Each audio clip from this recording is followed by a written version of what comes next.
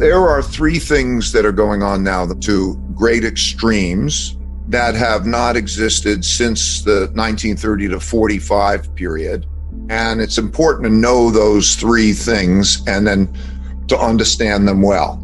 The first is what is going on with money and credit when you get to something like a zero interest rate and you need buying power. The government needs buying power, but they can't tax it. So what we have is the production of a lot of debt that the central bank prints money and buys that debt to spend. And the last time that happened, in the last few years, it happened starting in 2008, interest rates hit zero. They couldn't lower their interest rates. So they had to print a lot of debt and the government went in and bought it. Okay.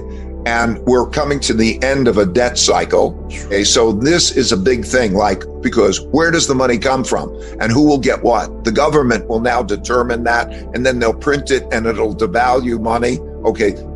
And how money flows, a big deal. So that's number one. The second one are wealth and political gaps that are causing great conflicts. Throughout history, there's always been the main things that everybody's always fought over is money and power, particularly political power. So what we have is a situation when you have a large wealth gap and you have an economic downturn, particularly if you put a lot of debt having at the same time, you have a fight. I mean, that's been true through history. And it's reflected in the political gap. So the political gap it's classic political gap. Left, right, capitalist, socialist. Well, how do you distribute it? How are you going to deal with that? And that becomes the other. And how you fight.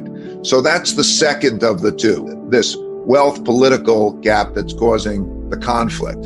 And it's coming at a time where we don't have much money, because we don't have a good financial position. We're printing and putting it out with made up money. Meaning what happened, like COVID was such a good example. A lot of people and companies had falls in their income that would be ruinous. If checks didn't go out, we would have had a revolution. And so those checks, and how do you save everything and so on? Okay, and it's not like the government had real money. So they made more debt, and then the Federal Reserve printed it, the checks went out, which diminishes the value of money and so on and changes things.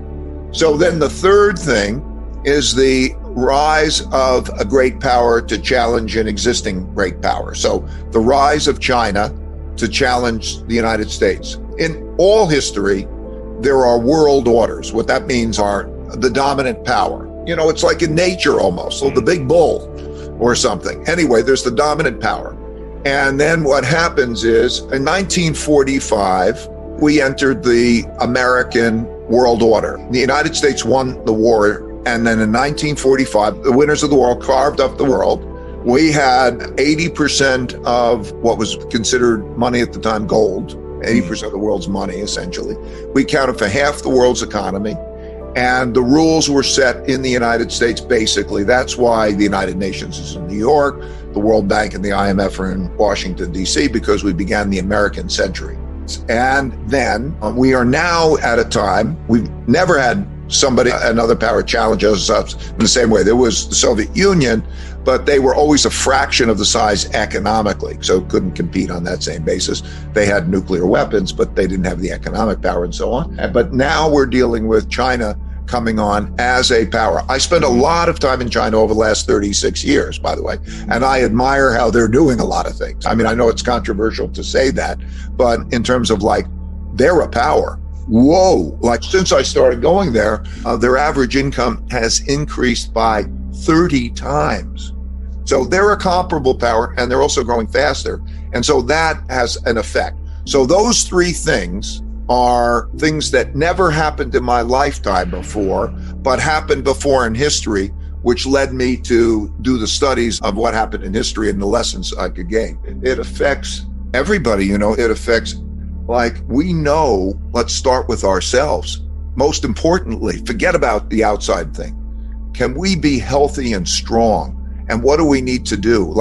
To know you have to be in it together. If we can row in the same direction, okay, if we can have thoughtful disagreement and get past that, if we can be in it together, like the wealthy and the poor. It sounds so difficult, But at the same time, if you read history and you see what happens when it's not, when you have a civil war, like we could be on the brink of a civil war. That sounds so crazy.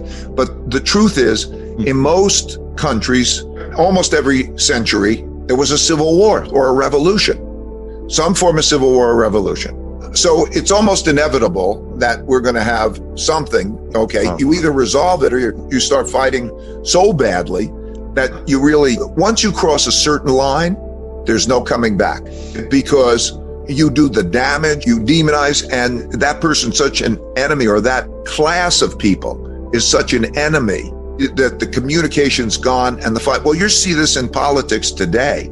In other words, is there a respect for the system and a mutual respect of trying to resolve these types of things? Or will they go to any lengths to win? Because a constitution or law will only carry you to so far, okay? There has to be an element of respect for it, right? If you think about, I want to distinguish, there's big differences in opportunities. So let's say, supposing you have two people with comparable opportunities, the marshmallow test is you take a kid and you say, okay, you can have one marshmallow now, or you could have two marshmallows in 15 minutes if you don't eat the first one. Once you start to realize that deferred gratification is going to make you better and so on, and you start to count how many days, weeks, months, or years can I live if I don't have money come in? And you start to focus in on that. That's the first step, okay? Like the marshmallow test. So I want to save. You got to start there. Then if you do that, you're necessarily going to go save in what? And then you'll start to get exposure, how these things are different. Okay, then you start to care. Well, I can have one of these and one of those, and you start to experience, and then you start to learn. And basically, that's what makes the difference. When it comes to the money, now at that moment that you don't want it, you have savings. That means I want savings. So the next thing inevitably that's going to come at you is, where do I put it? And then you get your choices, and then you experience it and you learn. I think first, calculate how many days, weeks, months, or years you can live on your saving. Because when you do that, you'll gain security. So look at how much you're spending and then say, how much do I need? And whatever that number is, you're going to need more than that, because it may go down rather than go up.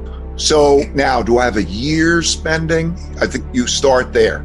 Then you start to think, what are the things that are most important for me?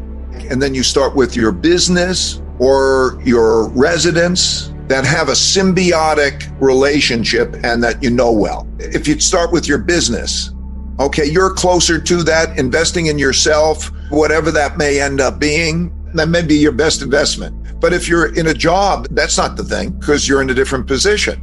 And then I really think there's something good about your home, a basic thing about your home, because it's nice forced savings.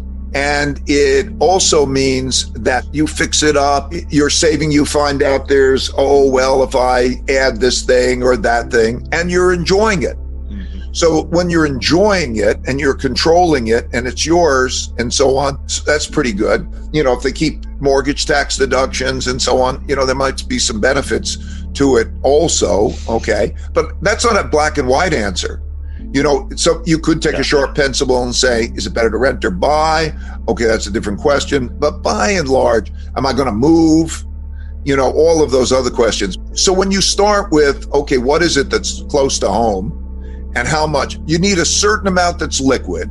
In other words, you got it in your house, you got to make a mortgage payment or something, and all of a sudden, you know, it's not liquid and you lose your job. Well, that can cause you trouble. So how much do I have that's liquid? How much do I have that's not liquid? Okay. And you start to get those things right. Pretty soon, you're getting yourself in good shape. And then you're also having some experiences. And then you go beyond that. So you start to, okay, what's a stock? What's a bond? And then, you know, you learn through experiences. I learned through my experiences. I started when I was a kid, 12. I used to caddy. And I took my caddying money and I put it in the stock market. And I was lucky. What happened to me, by the way, is I took my caddying money and I bought the only company that I ever heard of that was selling for less than $5 a share. And I was really dumb. I thought I'll buy more shares, so if it goes up, I'll make more money. And it was the only company. It was a company that was about to go broke, but some other company acquired it and it tripled. And I thought, this is an easy game. And I like it, easy money. But you experiment and you learn. You earn $100 and you spend $105, that's misery. If you earn $100 and you spend $95, you'll have a good life. Basically, I know so many people who don't earn much, but are there. Because if you start to think about what it is that it costs you to live in terms of, let's say, the basics, give me a sleeping, give me the food, let me be educated, and so on and so forth. I think most people can get themselves in a position where they're net positive. So if you can be net positive and you could do that, that's number one. Then I guess it was the list that we went to.